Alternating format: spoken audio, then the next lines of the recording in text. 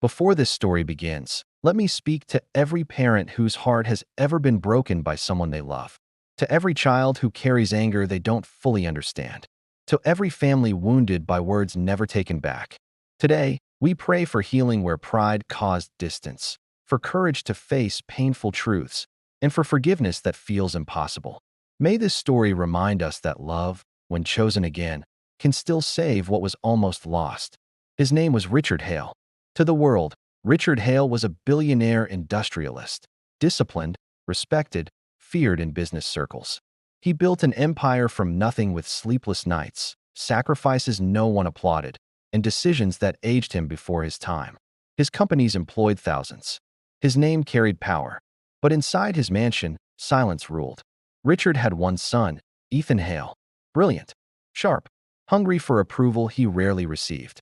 Ethan grew up surrounded by wealth, but starved of presence. His father provided everything money could buy, except time. Richard believed love meant provision. Ethan believed love meant attention.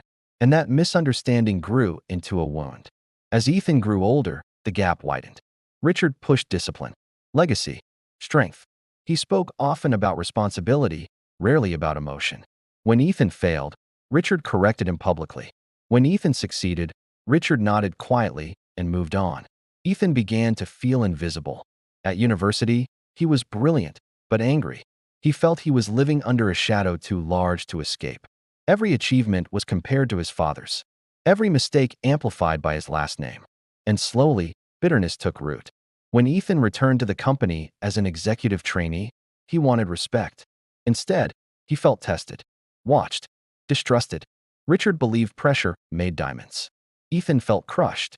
One evening, after a board meeting, Ethan confronted his father. His voice shook as he asked, "Have you ever been proud of me?" Richard paused, too long. And in that silence, Ethan heard his answer. That night, Ethan made a decision that would change everything. He began meetings secretly with a rival firm. At first, it felt harmless. Conversations, validation, praise he had never received. They listened to him, respected him, told him he was smarter than his father. Then they asked for information. Ethan hesitated, then justified it, then crossed the line. What he didn't know was that the information he shared would trigger a chain reaction, a hostile takeover attempt designed to destroy the very company his father built with his life. The betrayal didn't come like a storm. It came quietly. Numbers didn't add up. Contracts shifted. Longtime partners disappeared. Richard sensed it. And when the truth surfaced, it nearly killed him. The evidence was undeniable. Emails, signatures, meetings, all traced back to one name. His son. Richard didn't scream. He didn't collapse. He simply sat alone in his office long after everyone left, staring at a photo of Ethan as a child, sitting on his shoulders, laughing. That night, Richard suffered a massive heart attack. Ethan found out through the news. For the first time, fear replaced anger. Richard survived, but barely. When he woke in the hospital, he asked one question: "Where is my son?" Ethan stood outside the room for hours before entering. When their eyes met, neither spoke. Pride sat between them like a wall. Eventually, Ethan broke. He confessed everything. The betrayal, the resentment, the hunger to be seen. His voice cracked as he said, "I didn't want to destroy you. I just wanted you to notice me."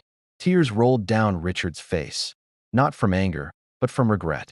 For the first time, he saw the cost of his silence. The legal fallout was brutal. The company survived, but barely. Ethan resigned, publicly disgraced. He expected punishment, prison, exile. Instead, Richard did something no one expected. He forgave him. Not quickly, not easily, but intentionally.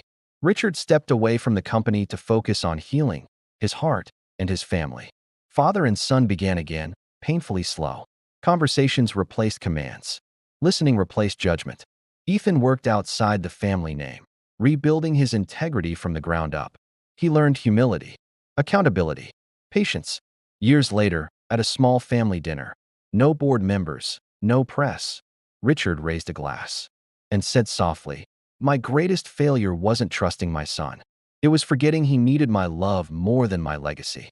Today, Richard and Ethan speak openly about their story, not as a warning alone, but as hope. Because forgiveness didn't erase the past. It redeemed the future. If you are a parent, hear this. Presence matters more than provision. If you are a child, hear this. Your pain is valid, but destruction won't heal it. And if your family feels broken beyond repair, remember this. Love, when chosen again, still has power.